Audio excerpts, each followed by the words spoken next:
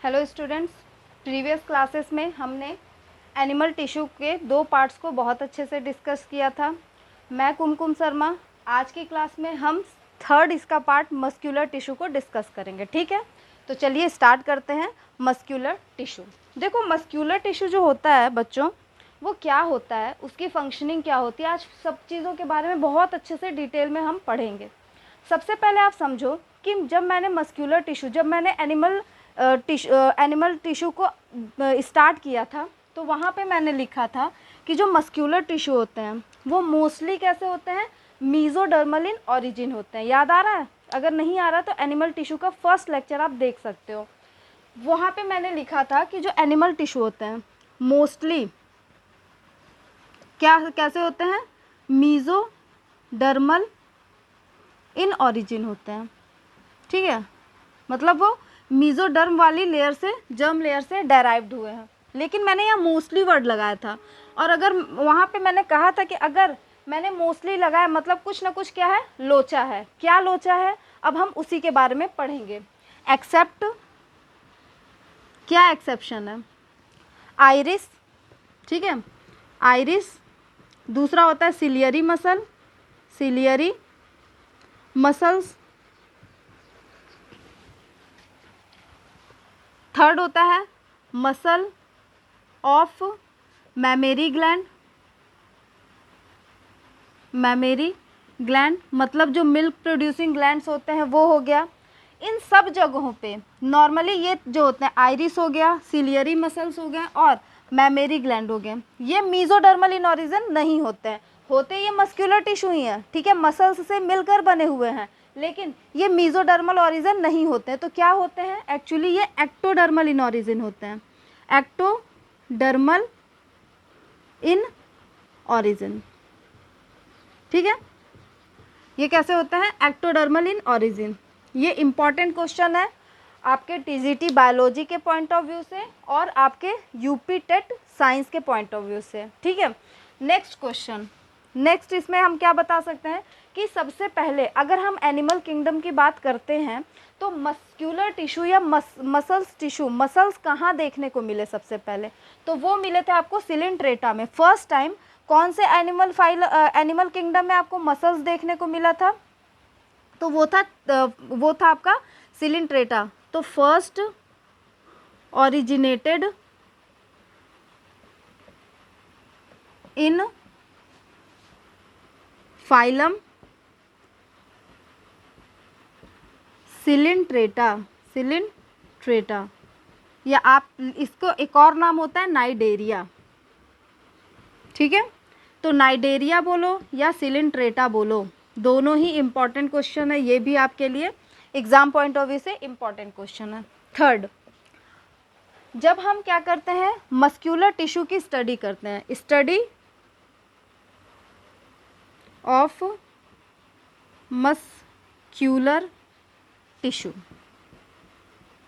तो हम उसको क्या बोलते हैं, अगर हम इसकी स्टडी कर रहे हैं, देखो मसल्स के लिए ना 2 वर्ड यूज़ किया जाता है, एक मायो और दूसरा सार्को। जहाँ भी मायो वर्ड होता है मतलब दिमाग पे क्लिक होना चाहिए, मसल्स से रिलेटेड ही वर्ड होगा, या दूसरा सार्को वर्ड। ठीक है, तो इसे क्या बोलते हैं, एक बोल सकते हो मायोलॉजी, या फिर दूसरा इसको बोल सकते हो सार्कोलॉजी।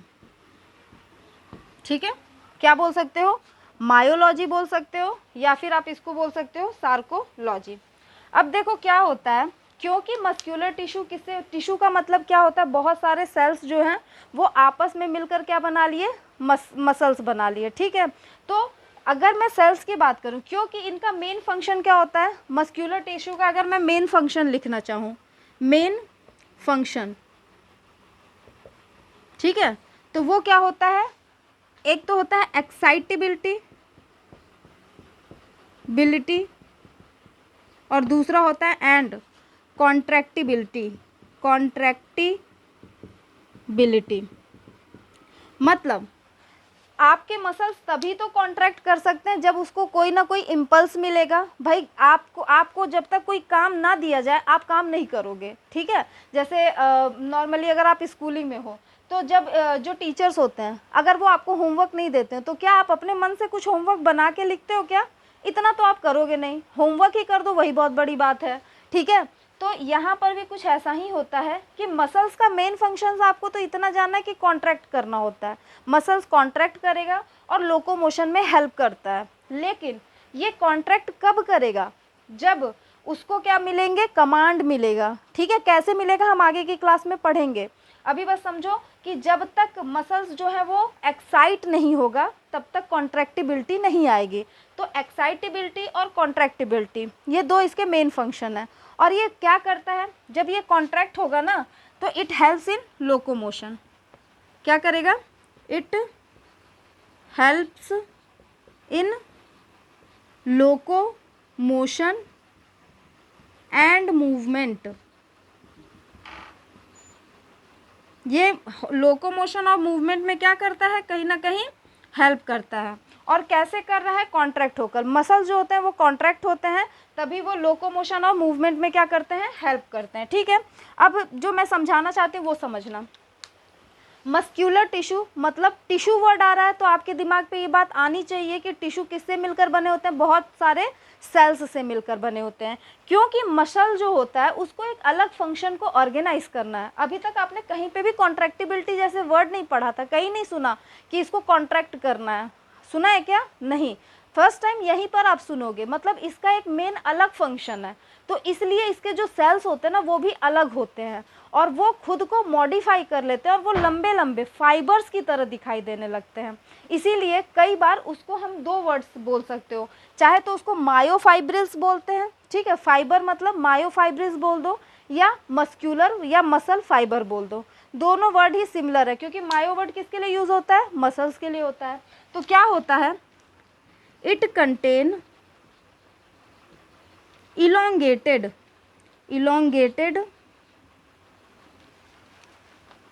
fiber like cells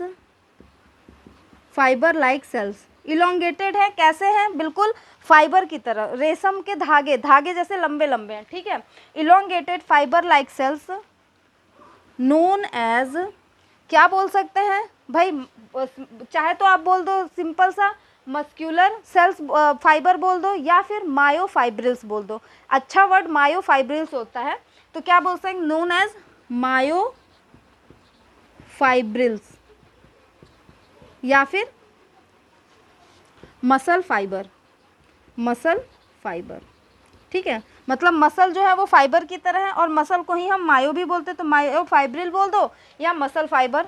ये भी इम्पॉर्टेंट क्वेश्चन है कि इसके जो सेल्स होते हैं वो कैसे होते हैं? बिल्कुल इलोंगेटेड होते हैं, फाइबर लाइक होते हैं, ठीक है। ये इसका एक मॉडिफिकेशन होता है, तो इसको आप क्या करो? नोट कर लो, फिर हम आगे कंटिन्यू करते हैं। मैं यहाँ से हट जाती हूँ, ठीक है।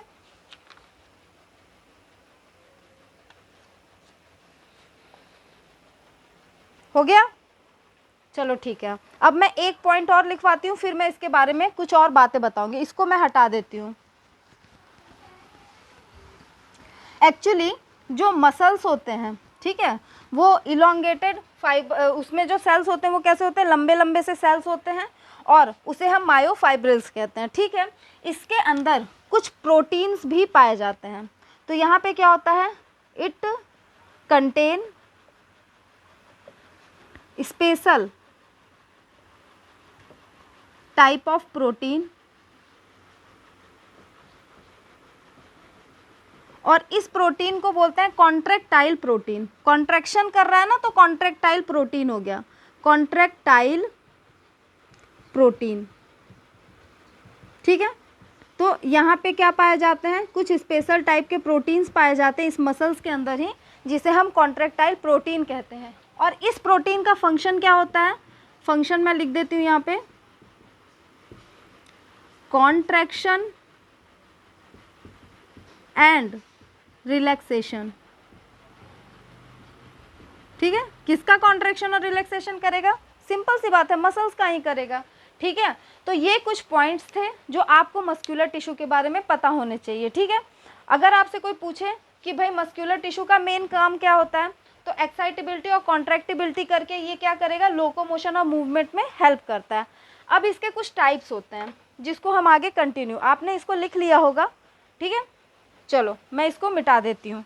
अब हम बात करेंगे मस्क्यूलर टिश्यू जो होते हैं उसके टाइप्स के बारे में, कि वो कितने टाइप के होते हैं, उनके फंक्शनिंग क्या होती है, किस तरीके से वो दिखते हैं। ठीक है, ये इम्पॉर्टेंट टॉपिक है। यहाँ से आपके बोर्ड एग्ज़ाम में, सॉरी आपके 9th क्लास के एग्ज़ाम में, प्लस आपके कम्पिटेटिव एग्ज़ाम टीचिंग की अगर मैं बात करूँ तो वहाँ पे फर्दर कंटिन्यूअसली क्वेश्चन पूछे जाते हैं। अब हम बात करते हैं टाइप की। ठीक है, types of muscular tissue, types of muscular tissue. देखो मस्क्यूलर टिश्यू की अगर मैं बात करूं तो ये 3 टाइप्स के होते हैं, और मैं इसको डिफरेंशिएशन के फॉर्म में ही बताऊंगी। ठीक है, एक साथ ही लिखूंगी और तीनों को कंपेयर कर करके बताऊंगी। इससे आपको बहुत अच्छे से आपकी अंडरस्टैंडिंग बनेगी और बहुत आसानी से आप चीज़ों को समझ पाओगे। ठीक है, तो ये 3 टाइप्स के होते हैं। एक होता है स्केलेटल टिश्यू, दूसरा होता है विसरल,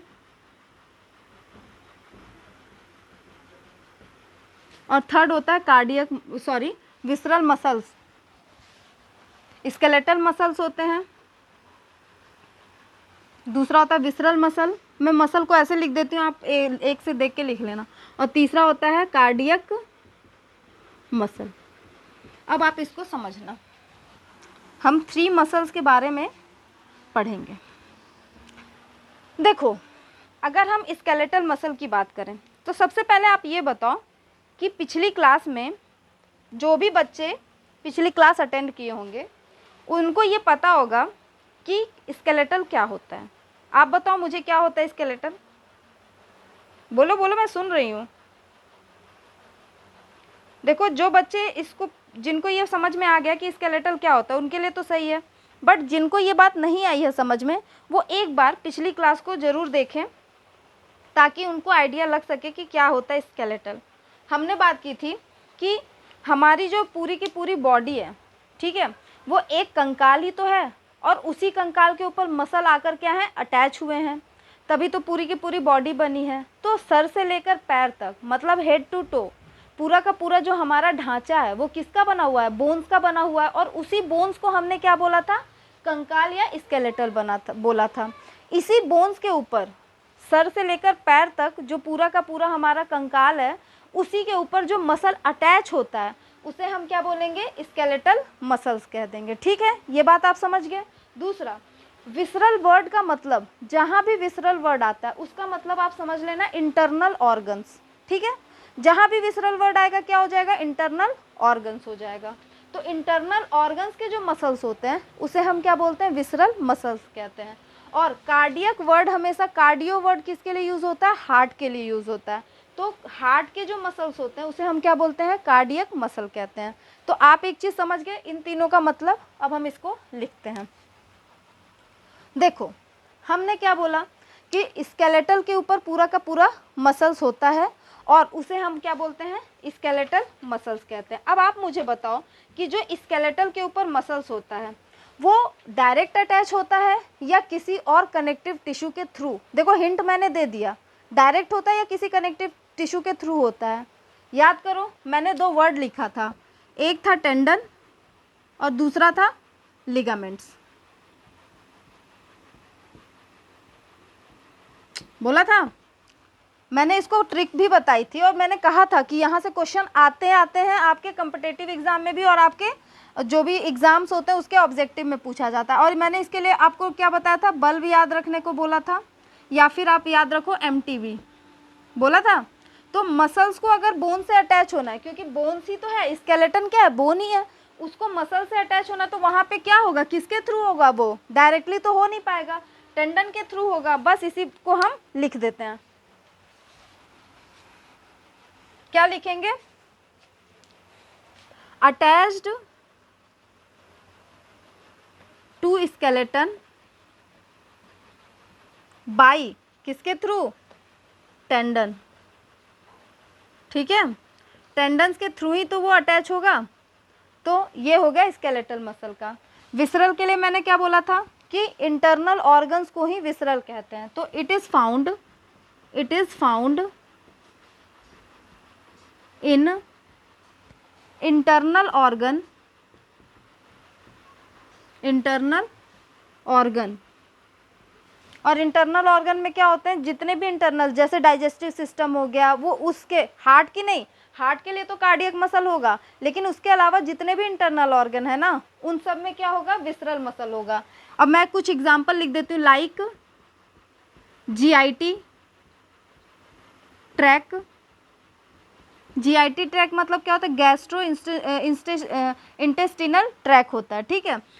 या फिर आप बोल देते हो ब्लड वेसल्स, और भी हैं लेकिन मैं सारे नहीं लिख रही हूँ, आप समझ लो ना, जितने भी इंटरनल ऑर्गन है। हम जब एलिमेंट्री मतलब डाइजेस्टिव सिस्टम पढ़ेंगे, एलिमेंट्री कैनाल पूरा पढ़ेंगे, तो वहाँ पे हम देखेंगे क्या होता है, जीआईटी ट्रैक होता है, ब्लड वेसल्स को हम हार्ट पे पढ़ेंगे, तो ये सारी चीज़ें आप 1 बाय 1 आगे कंटिन्यू पढ़ोगे। अब होता है कार्डियक। कार्डियक मसल्स के बारे में मैंने क्या बताया, जो हार्ट की मसल होती है उसे हम क्या बोलते हैं, कार्डियक मसल कहते हैं।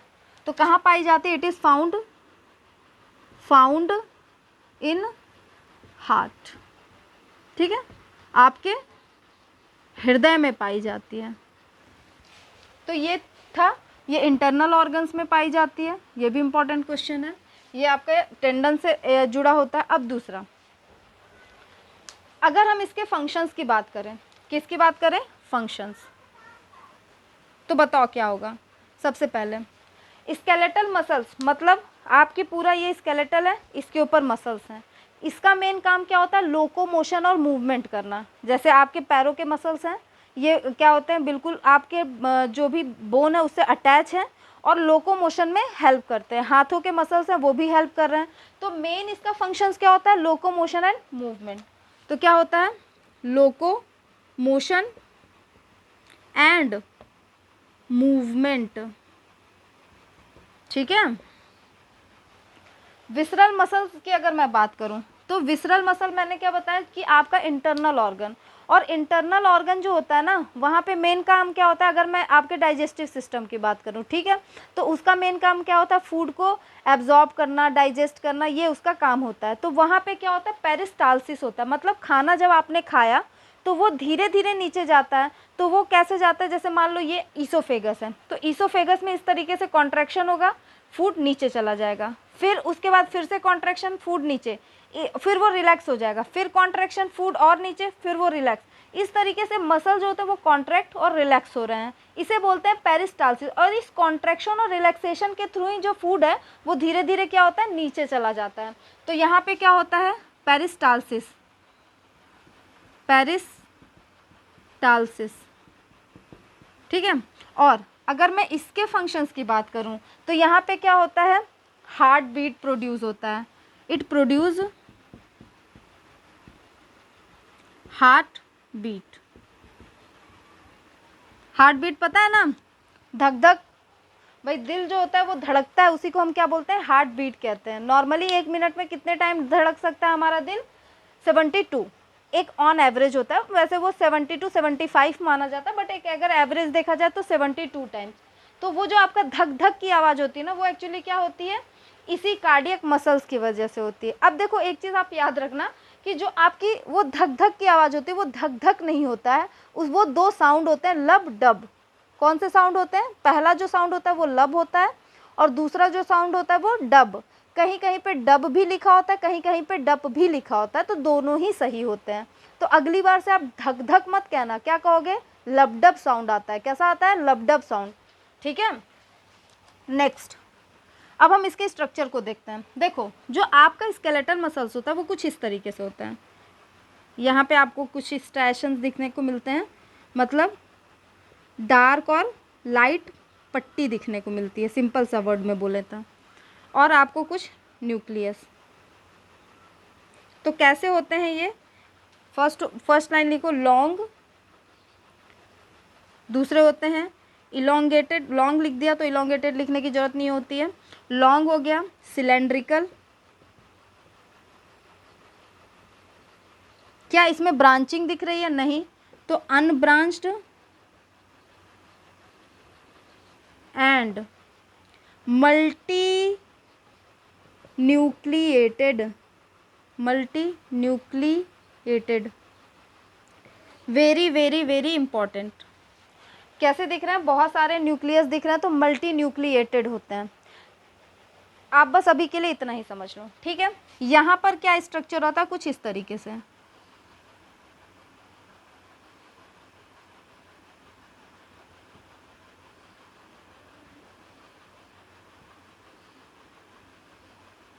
और यहाँ पे न्यूक्लियस।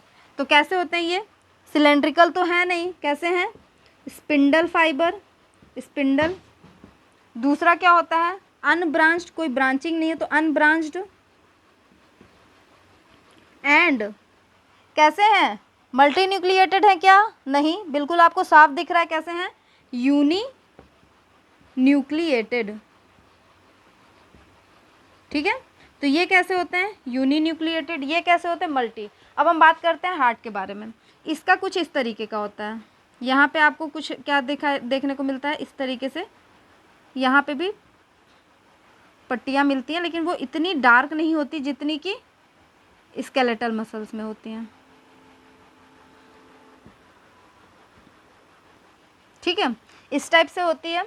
तो यहाँ पे भी क्या होता है, सबसे पहले लिखो सिलेंड्रिकल होता है, ड्रिकल।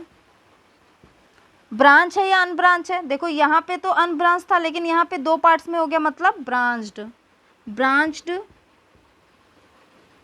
एंड न्यूक्लिएटेड, यूनी न्यूक्लिएटेड मतलब एक ही होता है, यूनी न्यूक्लिएटेड, ठीक है।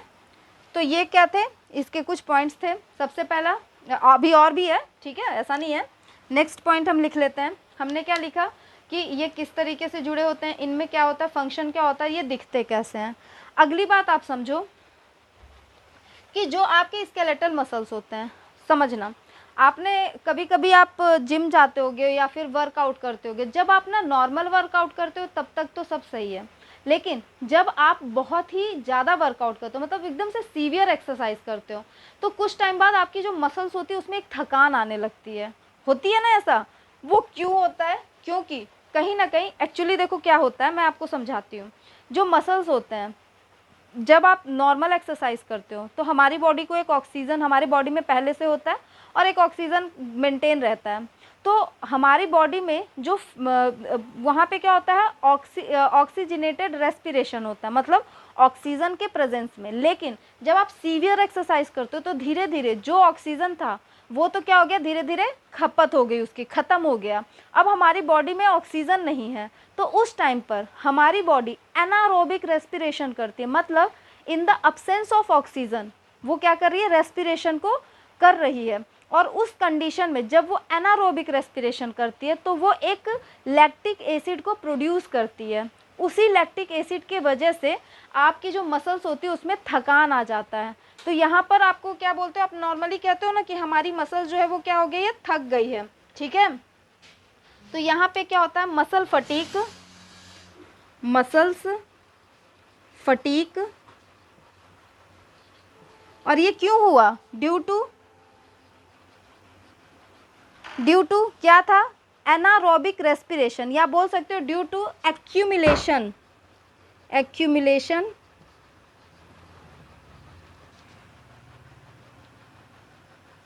लैक्टिक एसिड,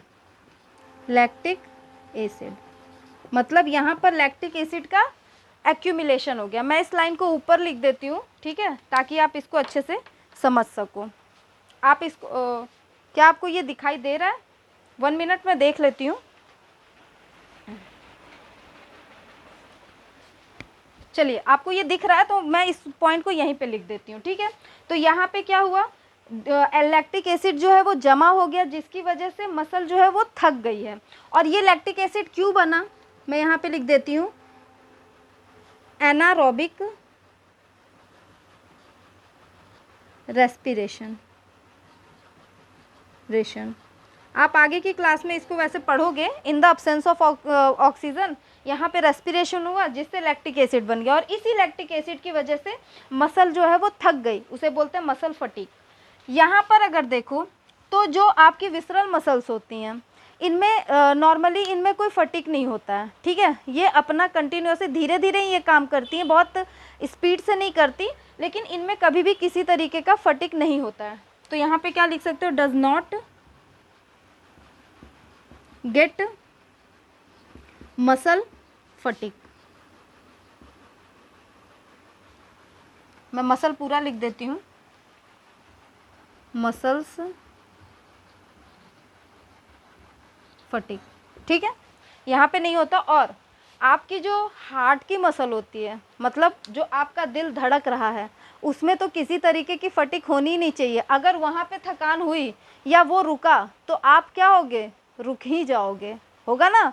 तो क्या होना चाहिए, क्या यहाँ पे, यहाँ तो कभी कभी मे भी मसल फटिक हो भी सकता है, लेकिन नॉर्मली आप समझो कि नहीं होता है, ठीक है, हो भी सकता है, बट यहाँ कभी भी नहीं होगा। क्यों? क्योंकि अगर आपका हार्ट ही काम करना बंद कर देगा तो ब्लड पंप ही नहीं होगा, जो सेल्स हैं वहाँ तक ब्लड जो है वो ऑक्सीजनेटेड ब्लड जा नहीं पाएगा, सेल्स भी काम करना बंद कर देते हैं और पर्सन का क्या हो जाएगा, ऊपर। तो यहाँ पे क्या होता है, नेवर गेट फटिक। एक तो लॉजिक है, आप इसको इतना रटने की जरूरत नहीं है, सिंपल सा समझ ही सकते हो। तो यहाँ पे क्या होता है, स्केलेटल मसल जो होते हैं वो टेंडन के थ्रू जुड़े होते हैं। ये आपका विसरल से याद रखना इंटरनल ऑर्गन होते हैं, और ये कहाँ पे होता है, हार्ट में होता है। दूसरा फंक्शन लोकोमोशन और मूवमेंट करते हैं, पेरिस्टालसिस करते हैं, और ये क्या करते हैं, प्रोड्यूस हार्ट बीट। इसके बाद हमने इसका स्ट्रक्चर देखा, इसका भी देखा और इसका भी देखा। देखो स्ट्रक्चर तो बहुत इंपॉर्टेंट है, इसका भी स्ट्रक्चर, ठीक है, मैं स्टार इसीलिए लगा रही हूँ क्योंकि इसको आप बिल्कुल भूलना मत, ये भी स्ट्रक्चर उतना ही इम्पॉर्टेंट है। और यहाँ पे मसल फटीक होता है, क्यों होता है, कई बार क्वेश्चन आता है आपके नॉर्मल कम्पिटेटिव एग्जाम जहाँ पे बायोलॉजी पूछता है वहाँ भी आता है, कंटिन्यूसली ये क्वेश्चन पूछा जाता है। यहाँ पे मसल्स नॉर्मली फटीक नहीं होता है, ठीक है, पर मे भी हो भी सकता है, पर कोई बहुत सीवियर प्रॉब्लम नहीं होगी अगर थोड़ी देर के लिए वो रेस्ट भी कर ले। यहाँ पर अगर उसने थोड़े देर के लिए भी रेस्ट किया तो फिर आप रेस्ट इन पीस हो जाओगे, ठीक है। तो यहाँ पे रेस्ट नहीं करेगा, यहाँ कर सकता है, यहाँ पे तो बहुत ही ज़्यादा होता है। अब हम इसके कुछ और पॉइंट लिखते हैं, क्या होगा समझना। नॉर्मली अगर मैं आपसे कहूँ कि चलो खड़े हो जाओ, तो आप खड़े हो जाओगे। मैं बोलूँ कि चलो किसी को पीट दो, वैसे पीटना नहीं, गलत बात है, ठीक है, तो आप वो भी करोगे। मैं आपको बोलूँ हाथ उठाओ, आपको ये क्वेश्चन आता है हाथ उठाओ, आप हाथ उठा सकते हो, नहीं आता तो नहीं उठाओगे। मतलब अगर मैं आपसे कहूँ कि थोड़ा सा चल के दिखाओ तो आप चल भी दोगे, हाथ उठाओ तो आप हाथ उठा दोगे, ठीक है। ये जो भी मैं आपको कमांड दे रही हूँ, ठीक है, चलने का या हाथ उठाने का, ये क्या है, आपके पैर से रिलेटेड है, आपके हाथ से रिलेटेड, मतलब लोकोमोशन से रिलेटेड है। मतलब किससे, स्केलेटल मसल से। आप अपने इच्छा मतलब अपने विल के अकॉर्डिंग इसमें रिस्पॉन्ड कर सकते हो। आपका मन नहीं है हाथ उठाने का, मत उठाओ, है आप उठा दोगे, कोई दिक्कत नहीं है। आपको चलने का मन नहीं है, मत चलो, है आप चल दोगे। मतलब ये आपके अकॉर्डिंग ही क्या होता है, आपकी इच्छा है तो आप वो काम कर सकते हो, नहीं है तो नहीं करोगे। मतलब ये कैसे होते हैं, वॉलेंट्री होते हैं। कैसे होते हैं, वॉलेंट्री, मतलब आपकी इच्छा पे डिपेंड करता है, आपकी विल पे डिपेंड करता है कि आप अपने मसल्स को रेगुलेट करो या ना करो, ठीक है, रेगुलेट कर सकते हो मतलब। लेकिन अगर मैं तुमसे बोलूँ कि अपने स्टमक में कॉन्ट्रैक्शन रिलैक्सेशन करो, तो क्या बोलोगे, मैम आप पागल हो क्या, भाई हम अपने स्टमक में कैसे कर सकते हैं, भाई ये हमारे बस में थोड़े ना है। या फिर जब फूड इधर ईसोफेगस में जाता है तो अभी मत करो कॉन्ट्रैक्शन रिलैक्सेशन, अभी फूड को नीचे मत जाने दो, ऐसा बोलूँगी तो क्या ये पॉसिबल है, नहीं। मतलब ये जो मसल्स होते हैं वो कैसे होते हैं, इनवॉलेंट्री होंगे ना, क्योंकि वो आपके विल पर डिपेंड नहीं कर रहे हैं। आप चाहो या ना चाहो ये अपने फंक्शन को अपने हिसाब से कंडक्ट करेगा। और दिल, हृदय, ये भी कैसे होते हैं, इनवॉलेंट्री। क्या ऐसा होता है, पहले मैं लिख देती हूँ, इनवॉलेंट्री, कि आज आप बहुत दुखी हो और आप नहीं चाहते कि आपका जो दिल है वो क्या करे, आपका जो हार्ट है वो क्या करे, पंप करे या वो वर्किंग करे। तो आप बोलोगे बस आज के दिन तो नहीं, हमको नहीं चाहिए। ऐसा तो करते नहीं हो, ऐसा होता तो आधे से अधिक लोग ऐसा काम कर भी सकते थे मे बी, बट ऐसा होता नहीं, बहुत अच्छी बात है। तो ये भी क्या होता है, इनवॉलेंट्री। तो आपके स्केलेटल मसल जो होते हैं वो तो वॉलेंट्री होते हैं, लेकिन विसरल और कार्डियक मसल क्या होते हैं, इनवॉलेंट्री होते हैं, ठीक है। अगला आप देख रहे हो कि यहाँ पे आपको कुछ डार्क और लाइट बैंड दिखाई दे रहा है, ठीक है। तो यहाँ पे क्या देखने को मिलता है आपको, dark and light band present, ठीक है, और हेंस कॉल्ड स्ट्राइएटेड, स्ट्राइएशन भी बोल सकते हो या स्ट्राइएटेड मसल, स्ट्राइएटेड मसल, ठीक है, इसे क्या बोलते हैं, स्ट्राइएटेड मसल। लेकिन क्या यहाँ पे कोई आपको बैंड दिख रहा है, डार्क या लाइट? नहीं। तो यहाँ पे क्या होता है, स्ट्राइएशन या स्ट्राइएटेड ही लिख दो, striated muscle absent, striation absent या स्ट्राइएटेड मसल, कुछ भी यहाँ पे भी आपको देखने को मिल रहा है, लेकिन इसके कंपैरिजन में ये क्या है, थोड़ा सा हल्का है। तो ये कैसा होता है, फेंट dark and light band present, ठीक है। तो नॉर्मली आपके कार्डियक मसल में और जो आपका स्केलेटल मसल है, यहाँ तो आपको क्या होता है, स्ट्राइएशंस देखने को मिलते हैं, लेकिन आपका जो विसरल मसल्स होते हैं वहाँ पे स्ट्राइएशंस देखने को नहीं मिलते हैं, ठीक है। तो यहीं पर हमारा क्या होता है, जो आपका मसल टिश्यू था, मस्क्यूलर टिश्यू या मसल टिश्यू, कुछ भी बोलो एक ही बात है, वो कंप्लीट होता है। आप इसको पढ़ो, चीज़ों को समझो और अच्छे से इसको रिवाइज़ करो। आपके क्लास 9th के पॉइंट ऑफ व्यू से भी वो उतना ही इम्पॉर्टेंट है जितना अदर कम्पिटिटिव एग्ज़ाम। जैसे मेनली अगर देखा जाए तो आपका टीजीटी बायोलॉजी या फिर आपका यूपी टेट, हर में ये यहाँ से क्वेश्चन आते ही आते हैं। तो ये चीज़ें आप पढ़ते रहो और यहीं पर हम अपने क्लास को स्टॉप करते हैं। Thank you for watching my channel. Okay.